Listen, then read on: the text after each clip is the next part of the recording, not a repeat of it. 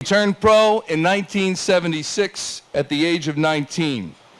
And by the early 1980s, Nick was so good that he was one of the leading players on the European tour. But that wasn't good enough for him. He wanted to win majors. And so he changed his swing. Did it work? 1987 won the Open Championship by 1 stroke over Paul Azinger and Roger Davis. 1989 won the Masters in a playoff over Scott Hoke. 1990 won his second consecutive Masters in a playoff over Raymond Floyd. 1990 won his second Open Championship by 5 strokes over Mark McNulty and Payne Stewart. 1992 won his third Open Championship over John Cook, and in 1996 won his third Masters by 5 strokes in a final round that we all remember over Greg Norman in 1996. No one won more majors between 1987 and 1996 than Nick. He won 3 Masters and 3 Open Championships in that span. 6 majors in all, 3 other PGA Tour titles, and a total of 40 professional wins. He is a member of the Order of the British Empire. Yeah! Which means he is, and please welcome Sir Nick Faldo.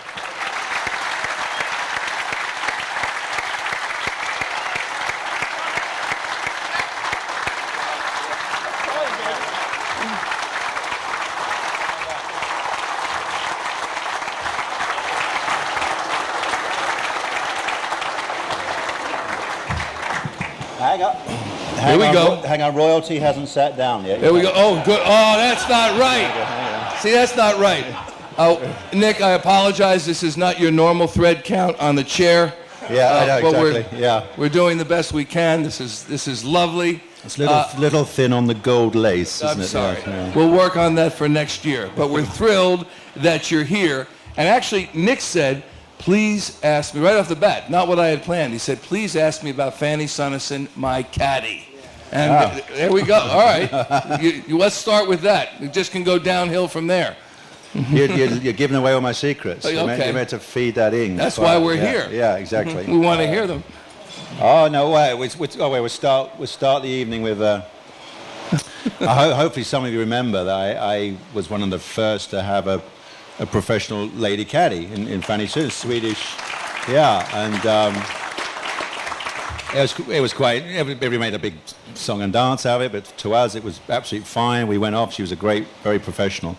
And it reminded me of the very first week we started work was in literally the first weeks of January 1990.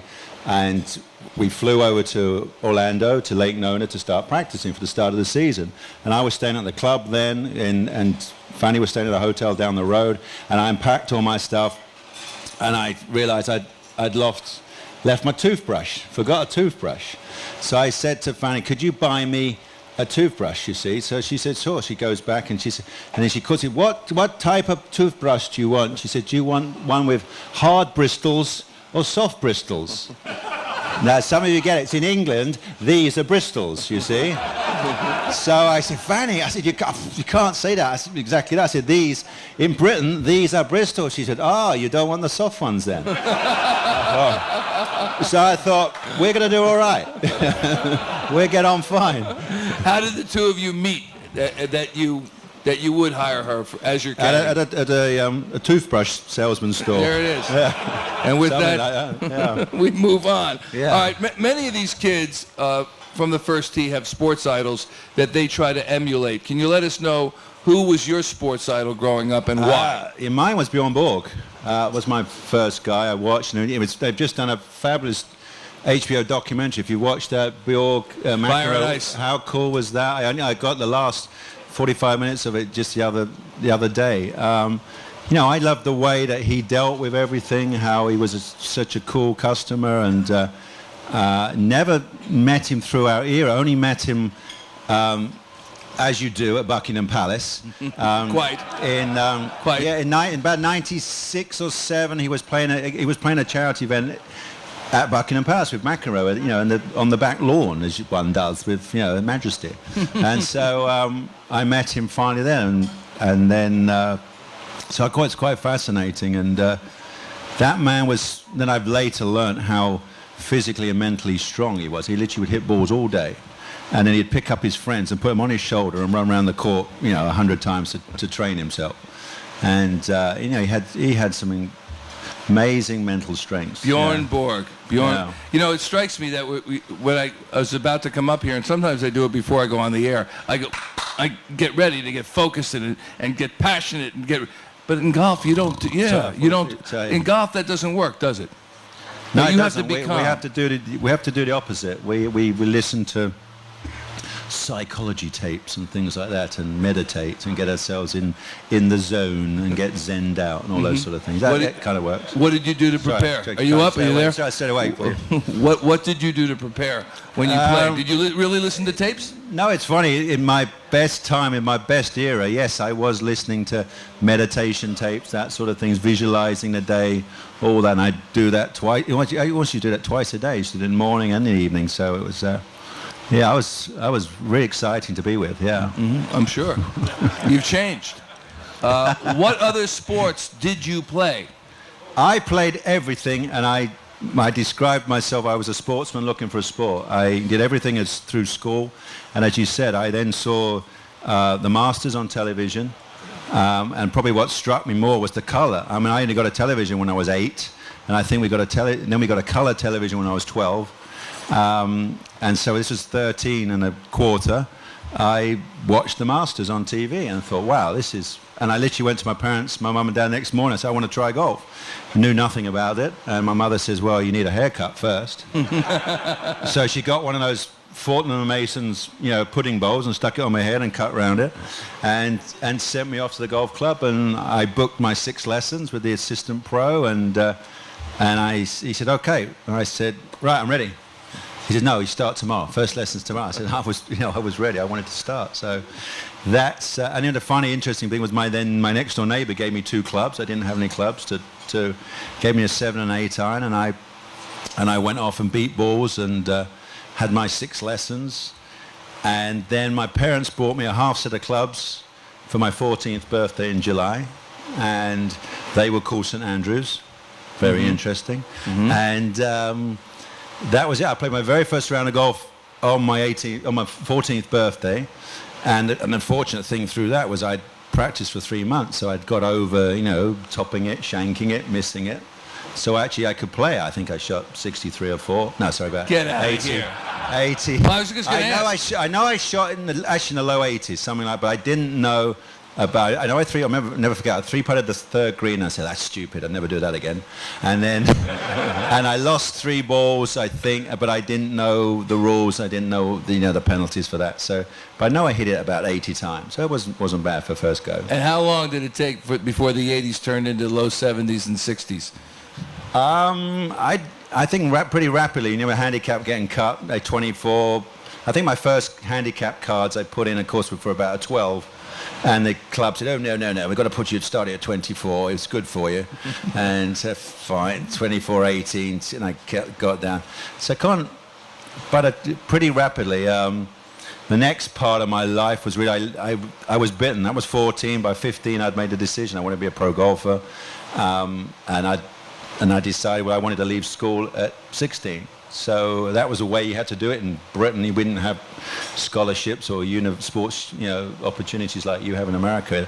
If you wanted to pursue a sporting career, you had to leave school and head to the island. I literally headed to the practice ground and beat balls for a couple of years. Had you not been a professional golfer, what endeavor would you have chosen for your life? No, I was very interested. Outdoor life. My two rules were I wanted to be outdoors and I wanted to be my own boss. Quite funny because I now work indoors and I've got bosses in my ear all the time, which is fair. So I've ruined that. Got it right for 30 years. No, actually, I love landscape gardening, which is quite interesting. I was going down. I even looked at Forestry Commission in Canada or things like that. So kind of leans now. 30 years later, I have my own design business, so that's why I enjoy, getting involved in that. When did you realize that you could become an elite on the PGA Tour and not just part of the field? Well, I always believe that golf happens in steps, rungs of the ladder, as I call it. and you get different experiences, and you certainly climb up. My very first goal when I got on tour was prior to any of this world rankings or top whatever. In Britain, it was the top 60 were exempt for the next year. So my first goal, I wanted to be in the top 60. So I finished 58th. And then the next year was 77. My goal that year, genuinely, was I wanted to make the Ryder Cup team. And I did. I finished 8th in our order of merit, winning the grand total of about £8,500, meaning about $12,500 or something, you know.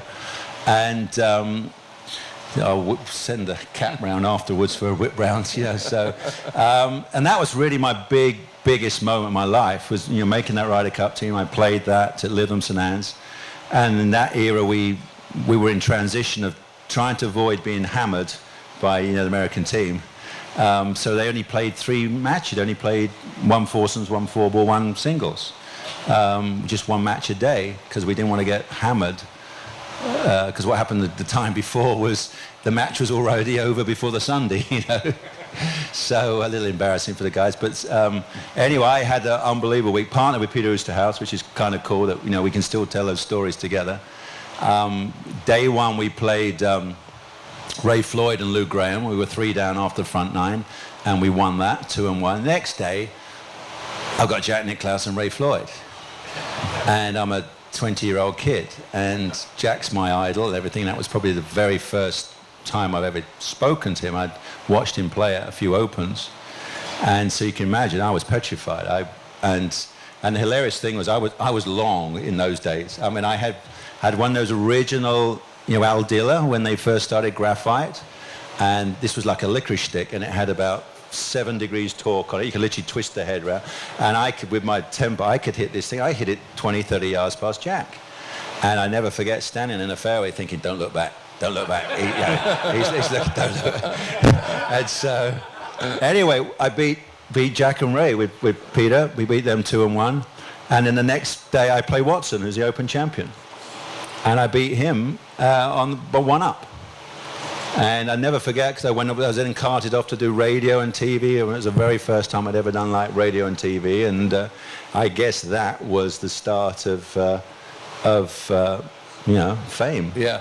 You mentioned your equipment, so I don't want to take someone's question here, but someone asked you, would you have been better with the equipment of today than the equipment you played with? You had an interesting answer. Yeah, I thought about that, and I would prefer to stay with what we had, you know, the Persimmon, and because I think it's just, in our day there was a couple. Greg Norman was the best driver with a Persimmon, you know, and Jack was obviously pretty impressive, and then you go to Weisskopf, was awesome with the long irons, and I was right with mid irons, and Billy Casper, people like that.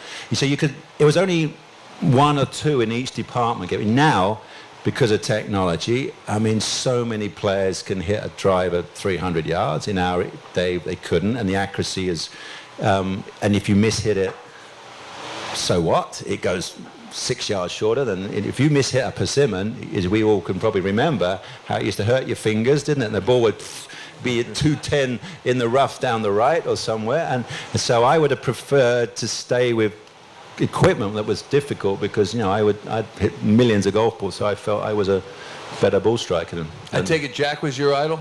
Jack was my idol, and he was very inspirational through my career. I mean, the next big moment, I played with Jack in about 1983 or something in San Diego, and he shot 63, I shot 71 that felt like 81, and I came away and I thought, how did he do that? It was so easy.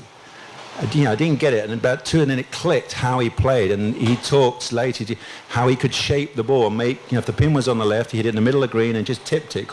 We call it tipping it rather than shaping it. You know, just turn it.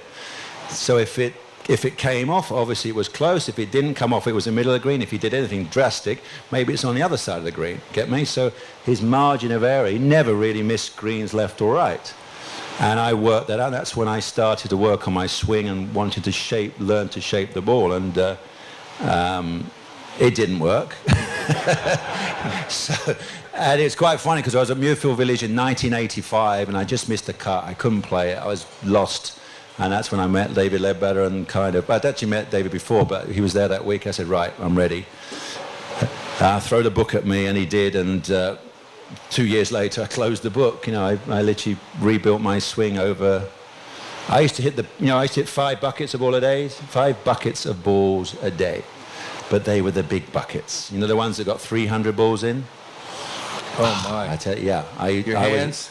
My hands used to bleed. I used to get to the end of the day, I couldn't close my hands, you know. And then I'd go off and go for a swim at 3 o'clock or something, and then I'm sure, like an idiot, I'll be back at 6 o'clock and hit a few more. Can you tell us a time when you faced adversity in your career and overcame it? Was it that, or was there something else? No, I think the one that first comes to mind was the '92 Open at Muirfield. You know, I went in as world #1 favorite, and off I go, steam. I play great. I shoot. It was quite poor Rory. Rory McIlroy, because he knew he was 13 under and he was just about to shoot 129, wasn't he, at the US Open? Guess who shot 130? Who was? I mean, I love the kid because he's been part of my. You know, I've known him since 12, been part of my series. So obviously, I love the kid, but I cheered when he double bogeyed the last because one of my records still stands. You know, so I didn't cheer when Tiger holed that putt for 19 under to beat my 18 under. So yeah, so it evens itself out. Where were we? Muirfield. Yeah, I started the last day 4-shot lead. Somehow I frittered it away. It was quite funny because I was, you know, Fanny Susan was on the bag and I was making mistakes. And always the first thing I used to say to her was that I'm all right, because obviously I felt fine, but I was making mistakes. And next time I then looked at the leaderboard, it was 15, actually 14, walked off 14, and I was 2 back.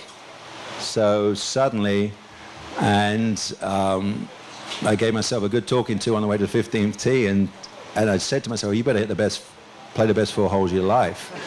And now when I look back, into the 5-iron I hit into 15, I hit it like that. 16 I got up and down off the back. 17 was, I hit a drive and a 4-iron, which is actually as good as I could do with the whole location, absolutely. And then the 18, and then you've got that incredible walk, which is about 80 yards. You walk from 17 green to 18 tee going, you know, 4 to win, 4 to win, 4 to... And that was brutal. And I had driving a 3-iron down the last, like, you know, the 3-iron was probably the best 3-iron I've ever hit in my life. So that, for me, I guess I scared myself and put myself into shock after it, yeah. Yeah. Has enough time gone by to tell us what you whispered in Greg Norman's ear when you pulled off one of the greatest comebacks in Masters history? Yeah, no, it's in my autobiography, which, you know, I genuinely felt for the guy. I mean, he's got a 6-shot lead. Greg was a major part of that era, and you know, could have, should have, why, never won a Masters. And you know, to have a 6-shot lead as we've shown, the pressure at Augusta is amazing. It's almost one of the events you don't want to be leading at 54 holes. I really felt for the guy. So as we came off, I said, I don't know what to say. And I said, I want to give you a hug. So I gave him a hug, and then knowing what he was facing with the media, I said, just don't let the bastards get you down. You know? So, you know, and he handled it incredibly well. I mean, I don't think I would have been as gracious if that happened to me. But I genuinely felt for the guy, because if it happened to, I'm fortunate. I've won majors, lost majors. I'm not scarred by any of my losses, and I assume that would certainly scar me, that one. Your mentality going into that final round, though, you're trailing, and I'm sure someone of your stature, you never think, well, he's going to win, but you couldn't have imagined the way it would unfold. What were you saying to yourself as you took the first tee box? No, it happened the night before. I'm doing the press interviews, and they're going, well, you know, you're 6-back, Nick, can you win? Of course I can win. You know, she got to, you know, put the brave face on. And I went home, and I thought about it. I said, you know, number one goal is if I can get within 3 after 9 holes, then it's game on. We've all seen 3 shots at Augusta is nothing. That can go in 1 hole. And that was absolutely the game plan. And it absolutely went to plan. I got the 3 back after the 9. And then you could see Greg was struggling, you know. And crumbs, by the time we get to the 12th tee, we're now tied. I walk off the 12th, I'm 2 ahead. And I go down 13 thinking, I thought, oh shit, it's mine to lose now. so honest. And for me, that was the best mental round I've ever had in my career, because obviously I wasn't as confident that particular, this is 96, even from 90 or 92, then it kind of, I was really on a roll. I had that 100% self-belief. By the time 96 come along, you've been dented a bit maybe, and I had to talk myself through the process which would happen like that. I had to go, okay, what are you trying to do? And I'll be going, don't let the wheels come off. Come on, keep going. And I say, right, what am I trying to do? I said, well, I want to hit it here. How am I going to do it? And I had to walk myself through every shot. So it was a pretty nerve-wracking, draining day, that one. Yeah, I think all of us are interested in what superior athletes say to themselves on the field of play, whether it's what the catcher says to the pitcher or the quarterback in the huddle, and to hear that you have to talk yourself into it. You go through you have to learn how to deal with. We all get negatives. You walk out on the first tee. Unfortunately, you lot sit in your car going, don't top it off the first. Don't top it off. If Bob's there, I always top it off the first. And guess what happens? Bob's there, and you top it off the first. So it's. So how do you get out of that, though? How would you counsel someone to break that? You think in pictures. We think in better pictures. You visualize. Listen to me rattle on TV. It's all about visualization. Yeah, and don't play with Bob anymore. I think that's the important thing. Screw Bob. How about this? This is a screw Bob. This is a Nick Faldo quote. Rory McIlroy didn't win because he deserved to win after the Masters. He won because he regrouped and played like a major champion. Congratulations, Rory. Well done. What does it say about him that 2 months after such a crushing defeat that he was able to display that? That was pretty amazing, wasn't it? I mean, it's bad enough what you do on that particular Sunday. The poor kid basically, I'd call it, either meltdown or shutdown. He literally went into, the mind just goes. If you asked him to probably spell his name, he probably couldn't do it. You literally can get yourself in such a state, you shut down, and he could see that happen to him. And I felt, because everything went so well that week at the Masters, nothing scared him, and all of a sudden it all happened. Now, for him to then come back and obviously deal with the media, and then they talk about that, and we talked about it, obviously, and then go to the US Open and just come straight out the bat, all of a sudden he's got a 6-shot lead, and suddenly, you walk off the green, and the camera's straight, microphone straight in your face, well, last time you played a major, you blew it, beautiful, and the kid managed to deal with it, and that was the most incredible thing. And I spoke to him yesterday, and I said, what was it? And it's funny how we get in the mode. He says, we play, and we just don't want to give anything away. We get to, even though he's leading by 10, he said, I was really miffed, annoyed that I bogeyed the 12th on Sunday. It's funny, and you get in that mode where you just don't want to give anything back, even though because anything can happen. So that just shows you this kid especially has got some major strength. I think he's got something that, let's wait and see, obviously, what happens, what he racks up in the next 5 years. Yeah. We were talking, I mentioned that you were on Daily News Live earlier today. You were mentioning Seve as your greatest rival. And do you think that Rory and Tiger could develop any kind of that type of a rivalry if Tiger comes back somewhat to form? A little bit. I mean, but it's dreadful how I was listening to Rory, he's on Piers Morgan. It may have been tonight, isn't it? Mm-hmm. And we got the 5-second snippet, and they said to him, can you beat Tiger? And because he goes, well, if I'm playing my best, then, and if Tiger, and you could see him thinking of what the blimmin' headlines are going to be in the British papers the next day. And I could see it because I've obviously been, and you could see him go, well, if I'm playing my best, I can sometimes beat him. He got it. He had to throw in the sometimes, because he knew if he said, if I play good and he's playing good, I'll beat him. Because he can't say it now. Isn't it dreadful? And so... but Tiger would say that. Tiger used to say that type of stuff. Well, yeah. I mean, that's what we need. We need guys to be able to say it and it be written up how they say it. And you can see poor kid who's going... headlines. I can see the headlines. I used to do it every time people ask me a question in the press tent, and I'll be thinking, okay, we're always loaded, and where's the headline going? And that's why it was difficult to speak freely. The pits, the media. Pardon? They're the pits, the media, those people in the media. What was a bigger win, Tiger at Pebble or Rory at Congressional? do you think? Well, it'd probably be, I guess in the big pictures we know more now. Who knows? This might be the start of Rory winning 4 in a row. But at the present time, I should think the Tiger one was quite an amazing, dominating performance. I finished 5th. I managed. I buried the lead. No, the better line is I managed to get within 20. I think I finished 18 back at 5th. And when you hear that, when you're on the course or after, and you see what the scores that are being put up, you just go, whoo. What can you do? That was even more, because there was no way you could shoot that on that golf course. It was rock hard, impossible. Everybody's shooting par. We were walking off par. It was a great score. And here's a man 15 under or whatever he was at some stage or more. I mean, that was probably more phenomenal, I guess, yeah. Everyone in this room has their favorite golf story. Not golf joke, golf story. What's your favorite golf story? Like my favorite golf story? Your favorite golf story that you can tell us.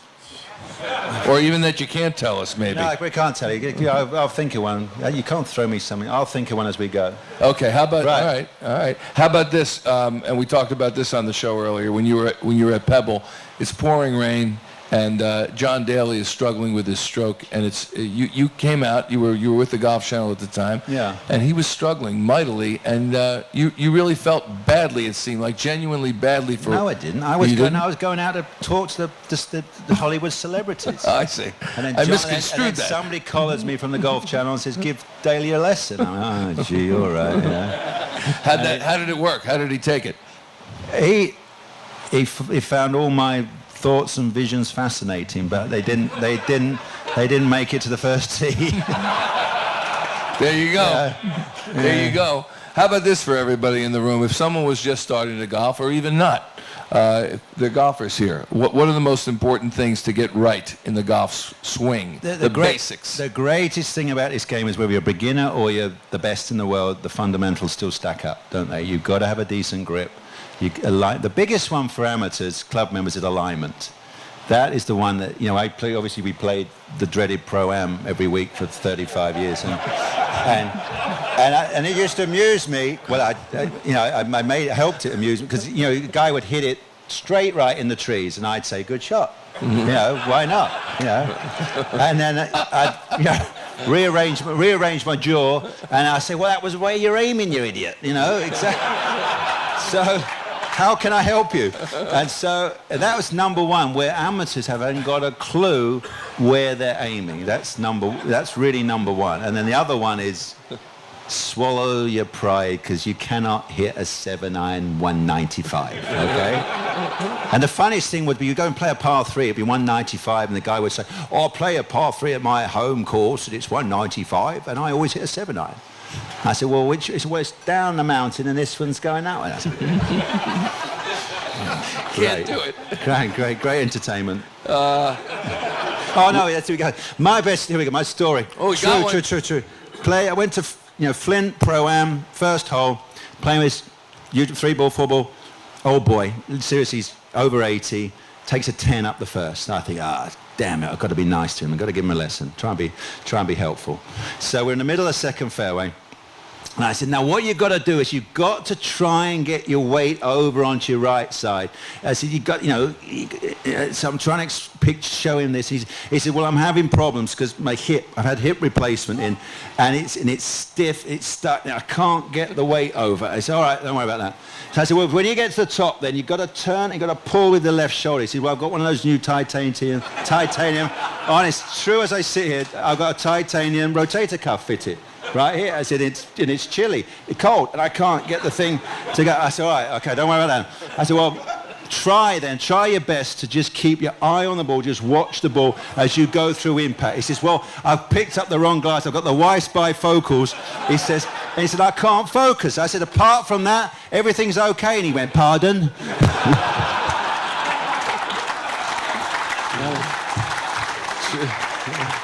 So, when you walk out onto a course like this, when we walk out on the Merion... Where are we? Merion. Okay. We're at Merion. Have you played Merion? I have, but unfortunately about 10 years ago, and so I can remember a couple of the little gems. I was just talking, the little second shot at 8. And obviously I posed Hogan, finished down 18. And that was it. Yeah. when we walk out many times, we look at a course like this or a Ronamink, and it's breathtaking. Yeah. And do you do the same, or do you have a different look because it's all business for you? Yeah, that's true. It has been, all the golf I played in my life was always like practicing. Even if I was playing with other people, friends or whatever, I was still in practicing. I'm still a competitive practitioner. But I've always looked at golf courses and thought, well, what would I do, as an architect, or designer, really. And I had that spinning in my head for years before I then suddenly decided to, turn it into a business. So I've got a genuine passion for it and love it to get the opportunity to go and create. And obviously I've seen the best courses globally, seen the best architects, especially from the golden era. It's fascinating how the subtleties, obviously, Aronimic and here, how they've stood the test of time, and then when we bring them back now, and we've got the best players in the world playing, how they all love it. They're all inspired to come back and play these great design architect golf courses here. It's the courses for a while got they churn out the obvious green, bunker left, bunker right, switches the guys off, and I think that's what they really enjoy when they come to the great ones. You go, wow! You suddenly see all these subtleties, and the scare factor doesn't have to be, and I'm a big fan of the lack of distance strategy. We don't have to have every par 3 at 244. I believe that, I know that the shots that the pros hate, the 9-iron in your hand, and if you tweak it more than 3 feet left, it goes wandering off and you cannot get up and down and that sort of, and that's the sort of thing that's, I enjoy trying to create on a golf course. You've got courses all over the world. One of them presently being constructed is in Rio. There was talk that it might be the Olympic course for the games in Rio. Can you tell us anything about that? My particular project. Now, the IGF have chosen a site, and they currently they haven't chosen any architects yet. I think they're going to invite we'll put us out to tender, and so obviously I would be honoured if I was, considered for that position. My particular course is least starting. We're under construction beginning of next year. We'll be finished in 2014. So just in case they haven't got anywhere to play, they can come and play my place. Yeah. That'd be good. I don't think you have a shot. Nick Faldo? No, we're not going to his course. Tiger, we really haven't talked about Tiger. Everyone wants to, they say, we don't want to talk anymore about Tiger, but the fact of the matter is everybody knows when Tiger's there and when he's not there. And we were talking on the program earlier today about whether or not he can regain that type of form that set him apart. Do you think he can? Well, Tiger's career is not in his hands anymore. It's in this knee. That's, as I'm sure many of us know, playing this game, even with a blister on your foot, let alone a tear, a muscle tear, or this sort of thing, is extremely difficult. He has to get this knee back 100% before he can even start practicing again. It's not something like they can say, okay, it's at 85%, you can start really easing into it. But I think that's what happened to him last time after the injury at the Masters. He goes to the Players, he's just light practice, and it just shows the difference of competitive golf. The different mental and physical strain you put on your body, that it blew out within a couple of shots. So I think he's recognized this, and so this knee is controlling his golfing career totally. He's got to get it 100% to be able to go out and practice again. And meanwhile, we've seen what's happened in the world of golf in the last 2 years, how the rest of the players have, we all know what's happened with Tiger off the golf because of all the troubles. And I think the biggest effect it's had is on the youngsters of today. In the past, when Tiger walked onto the range, I'll never forget, he walked onto the range at Augusta one year. It was like a freight train, the whole aura of it. And you could imagine when I was just starting my TV career then, and I thought, wow, you can imagine what it's like for the guy he's watching. He comes in with the seat, he's got security and everything, and sure enough, wallop, he's on the top of the leaderboard. So that's what they had to deal with. Now they know Tiger's got enough on his plate. He's got to deal with that. Whatever energy I wasted on him before, I don't need to. I can use it myself, and everybody's moved forward. instead of him competing against trying to beat Phil and one other, there's generally a dozen guys, and we've seen again from the last 2 years in all the majors, guys win majors who you'd never pick out of a hat, yet they are major champions now. And that's the era that we're in, where new guys are capable to win a major. So for him to fend off everybody has got way more difficult now. So I personally think 19 is a stretch. Even though Tiger was speaking so boldly, saying, well, yeah, I'm on the same track record, same time span as Jack, but kind of missed out what's happened in these last 2 years. Mm-hmm. Before I let some of these wonderful folks ask you a couple of questions, do you have a favorite golf joke that you tell? Favorite golf joke? Favorite golf joke? Yeah, the lady calls the police station. No, sorry, the guy calls this. Who calls the police station? The guy calls the police station and says, murdered, I think you better come around. He said, well, what's that? I've murdered the wife. Oh, okay. So guy arrives at the front door and the officer says, can I help you? He says, yes, I've murdered a wife. He said, okay, I'll make a note of that. Murdered the wife. And he says, can I come in? He says, yes, wanders in. He wanders in the lounge. There's golf balls and clubs lying. Oh, play a bit of golf, do he, sir? So you do it. Plays golf. What's your handicap? He said, well, I'm a 14. He thought, oh, yeah, very nice. And where do you play? He said, well, I play at Ronamick. Oh, do we? We play at Ronamick. Oh, right, me. I play at the Muni down the road. He says, make a note of that. He says, so where's the body? He says, in the kitchen. Okay, we're going to make a kitchen, make a note. And he goes in there and she's lying dead on the floor. So he says, so what happened? Well, she was unfaithful to me. Well, yeah, all right, unfaithful. He says, so how did you kill her? He said, well, I hit her with my golf clubs. Oh, hit her with clubs. What do you hit her with? He said, well, I hit her with a 3-wood, 3-iron, 6-iron, 9-iron, a putter. So, 3-wood, 3-iron, 6-iron, 9-iron putter. He says, how many times you hit her? He said, oh, I don't know, 12, 13, 14. He said, I'll put you down for a 5.